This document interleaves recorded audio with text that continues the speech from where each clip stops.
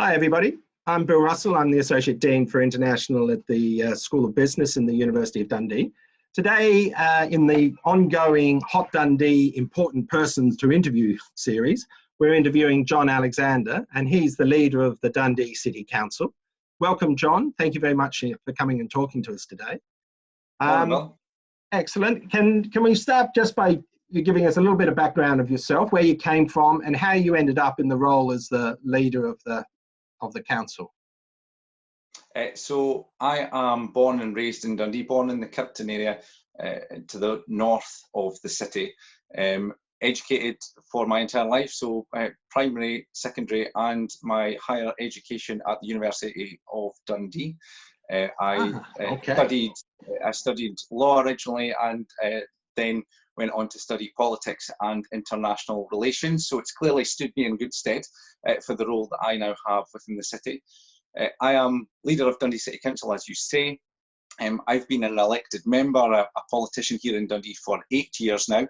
I was elected at the age of 23, so just a youngster when I set out in trying to improve my city and stand for election. So, and the real kind of interest that I gained in politics was generated actually on campus at the University of Dundee. So I only began to get more involved in local politics and national politics whilst I was studying at the university. And the whole atmosphere, that inclusive nature of campus, and the way that you can, you know, gather other perspectives and you can challenge your own thoughts and challenge others and come to different perspectives, I suppose. So it was a real great experience for me, and obviously has stood me in good stead, as I say. So, okay, so your introduction, your hello, has now already thrown up about 6 questions I want to ask you. So when you were on campus, were you active in DUSA, the student union? So I was, and I should say I didn't necessarily get involved from day one. So it took me a couple of years to get comfortable with getting involved in a society and kind of getting more involved in campus politics, I suppose, if I'm going to describe it. I got involved in DUSA, so I was the student representative for some of the societies on campus at that time, and obviously I got involved in the party that I now represent, the Scottish National Party, whilst I was on campus. I became president of the society, and that's really where my journey began, I suppose, when I started to get more involved in politics at a widespread kind of city and regional level, and you know, went from there. So did we know each other on campus? I mean, what year were you the president? Oh, that's a good question, Bill. Now you've put me on the spot. Because you did law, which was in the same school as business in those days. It was 2010, I think, if memory serves me correctly, around about that time. Okay. So it probably wasn't so active across the different schools. Okay, so DUSA, I love DUSA. It's the most amazing student union. It's been incredibly well run for all 26 years that I've been there. They've worked out a way of passing the management from year to year, and they're intricately involved in feedback and being on the university committees and all the rest. It's very special. So you think it was the university that turned your mind towards the idea of social good and becoming an elected member? Absolutely. I think, you know, the beauty of university campuses, but particularly the University of Dundee, is it is so inclusive. You just have, because it's small, it's a tight-knit community right in the heart of the city, and it's just a fantastically welcoming place. And, you know, a lot of my thoughts, a lot of perhaps my pre-existing political thoughts were influenced or changed as a result of conversations with others from other nations, from other backgrounds. And again, it was just such a great process to be able to come to different conclusions as a result of other people's insights into their experiences. So, no, it was great. And, you know, I like to think that I'm still a friend of the university in that regard, because I think it continues to open my eyes to new challenges, new opportunities, and it is a real partner for the city in terms of how we take things forward. I do like also the generational change. I'm a slightly older person than you. I'm in my 60s, and every generation, there is a moment when it needs to pass on to younger people with different views and different mixing of different ideas and technologies and all the rest. And it's lovely that you get elected at 23, and now you must be under 30. I can do my maths. No, you're just over 30. 31. I I'm can't do my just over. maths. That's a painful subject, Bill. Thank you for Okay. mentioning that I'm over the hill. No, yeah. So I mean, one of the accolades I like to recite is the fact that I am the youngest council leader in Scotland.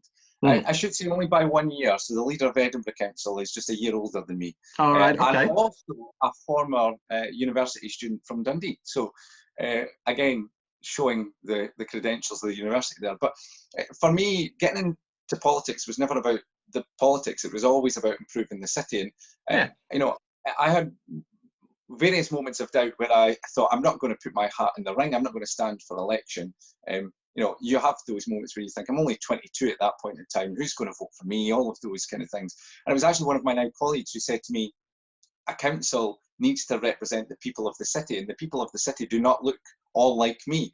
And it has to be varied, and it has to be kind of multifaceted. And so, yeah, I put my hat in the ring, and I suppose never looked back since then. So one of the nice things, I'm Australian, you've probably guessed from my voice. So one of the nice things when Not I a turned up, accent. yeah, that's right. Broad Scottish accent I've got. One of the nice things for me when I turned up 23, 24 years ago was that I came from a multicultural society in Sydney and Adelaide and things in Australia. And I arrived in Dundee. It was multicultural. It had a wonderful, diverse background. It took me a little bit to work out why. And it's because it was an international port. So can you tell us a little bit about Dundee and its history and how it's led itself to being such a multicultural, inclusive city as it is? Yeah, I mean, Dundee has always been a very welcoming city, and that's true if you look through the history books as well and the kind of connections globally. And as you say, you know, it was a thriving industrial port at the turn of the century. It had connections across the globe, both export and import markets. And you will find little pieces of Dundee all over the world, you know, and also sister cities called Dundee in places as far as, you know, America and South Africa, for example.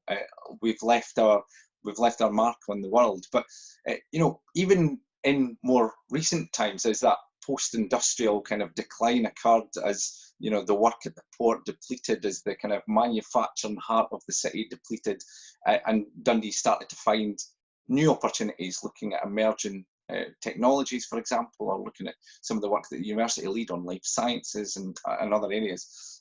We've diversified that and kept those connections. So you will still find a multicultural, international kind of city, never mind just the university.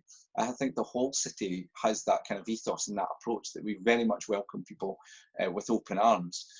And again, if you look at some of the work that's been delivered over the last 10 years in particular, you look at things like the UNESCO City of Design designation. That was about Dundee playing a part in a global network, and we are a very active player in that global network as well. And I, you know, have participated in a number of events internationally, as have others from the council and the university, and that's been really important because it solidifies and re-energizes that relationship with the world, if that makes sense. You know, we are a very small player, we're a very small fish in a very big pond, but that doesn't mean we can't make our mark, we can't contribute positively to other communities, to other work streams. And again, I think it's that word, it's community. And I think that's something that Dundee is very good at. And if you look at, you know, last year we held the World Development Community Conference at the University of Dundee again. Nations from across the globe descending on Dundee, and the feedback from those types of events is tremendous. Sometimes I think it's that old adage, you know, you can't see the wood from the trees. We don't always realise how good we've got it until we hear from others' perspectives and hear their thoughts on how good Dundee is. So yeah, no, it's fantastic, and I think it continues to be international. I continue to look at you know, far-flung neighbours as inspirations for what we're doing in the city and try and build those connections. So you're quite right. So Dundee had some tough times in the 70s and early 80s, just like Liverpool, Newcastle, and all the rest. But also like those towns, it sort of reinvented itself. Certainly in the 26 years that I keep trying to think how many years have I been here, but 24 years on August the 1st. Anyway, in that time, I've seen an amazing transformation of the city. With the rebuilding of the centre, V&A down on the foreshore, the quay and all the rest being rebuilt.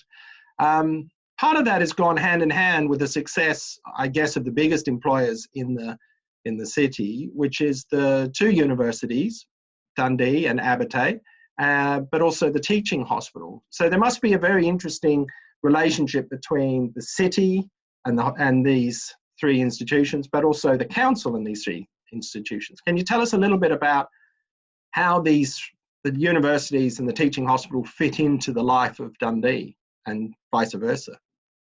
Well, I mean, if we describe perhaps the council as the beating heart of the city in terms of the services and direct relationship it has with constituents' lives, then very much the universities and the teaching hospital are the lungs. They are the oxygen that makes sure that we can continue to thrive. It is a symbiotic relationship. If the university thrives, then the city thrives, and vice versa. So it's been absolutely integral to that regeneration of the city over, probably a longer period than I've been alive in the city. And my mum, for example, she's from the north of England, so she came here 33 years ago and set up life, originally only to come here for a matter of weeks. So she was only temporarily going to be staying in Dundee.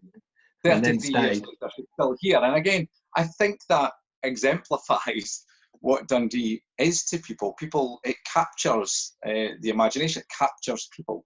But, those two institutions and the teaching hospital, yes, they have a huge economical impact. So economic impact, should I say? And a direct benefit to the wider economy. But it's much more than that. It's much more. They also benefit the kind of social fabric of the city and the work that those organisations do in partnership with the council on many occasions help to alleviate some of the issues that have been created through post-industrial decline. So we're very alive to the fact, and I never shy away from the challenges the city faces when we talk about drugs, for example, or we talk about poverty and deprivation. But the universities, the teaching hospital are active participants in kind of coming up with solutions and trying to tackle those issues head on in partnership with the council. So again, none of those key partners step away from, I suppose, the responsibility to the city. They see themselves as an active member in trying to help people who aren't necessarily students or people that use the campus, but to their wider setting. And I think that's really important. I think that's right, and that sort of sense of partnership in the whole city and the area, the community that comes from it, it filters down not just from the institutions, the government and the universities and the teaching hospital, but you find it all the way through the people of Dundee. The students are constantly telling, especially the international students, but everybody just constantly refers to how welcoming the people of Dundee are. And I think partly because the institutions, the universities are involved in their lives, so they're very happy to be supportive and involved in the lives of people at the university as well. So excellent. Now, I'm going to ask you a really tricky question, which I tend to ask people. So it's not going to be difficult for you because it's not so long ago, but think back to when you first went to university, yeah? And now you are old John. What would you say to young John right at the beginning? What would you tell them about education and choosing what to do and how to live their life right at the very beginning of going to university? Well, I'll tell you a little story before I maybe answer this question directly. So when I applied to go to university, I only applied to the University of Dundee because I absolutely thought it was the best university and I didn't want to go anywhere else. I applied for 5 courses, 4 of which were politics based and 1 which was law. And as an 18-year-old, I decided to go with law because I inevitably thought that would make me more money, as you do as an 18-year-old, rather than where perhaps... I know where this story's going, okay. And ultimately, and nothing, law was absolutely fantastic. It is a great kind of foundation to go into any job. Mm-hmm. But actually my passions laid elsewhere, and I went back and that's why I studied politics. So my advice to young John would go with your heart. First and foremost, because I think, my passion was politics and, I went back anyway and I have no regrets about that. Secondly, it would be get more involved in activities on campus, just become part of that community. Mm-hmm. As I said earlier, I perhaps delayed that, and maybe it was because I was from Dundee and I had my, friends out with, and I had my own community out with campus, and it was, travel into the centre, go to university, then go back to my home. But when I got involved in DUSA, when I got involved in societies and getting more active on campus, it was a breath of fresh air. It was so fantastic to just open your eyes a little bit more to what was going on out with the city in many ways, or even out with Scotland. So get more involved, and don't be afraid. Jump in with both feet, because I think sometimes the only way you learn is if you challenge your own thought process, or you challenge your own kind of comfort zone. You get out your comfort zone, I suppose, is what I'm trying to say. And there is so many opportunities on campus to do that, that you just have to grasp in. Not all of them will be successful, or you'll think they're great, but nonetheless, you've tried, and I think that's really You've tried them and do them. So I think, interestingly enough, one of the things is that you're probably a better counsellor because you did law first. And so you should think of education as being a journey, and you're constantly refining it as you're going along.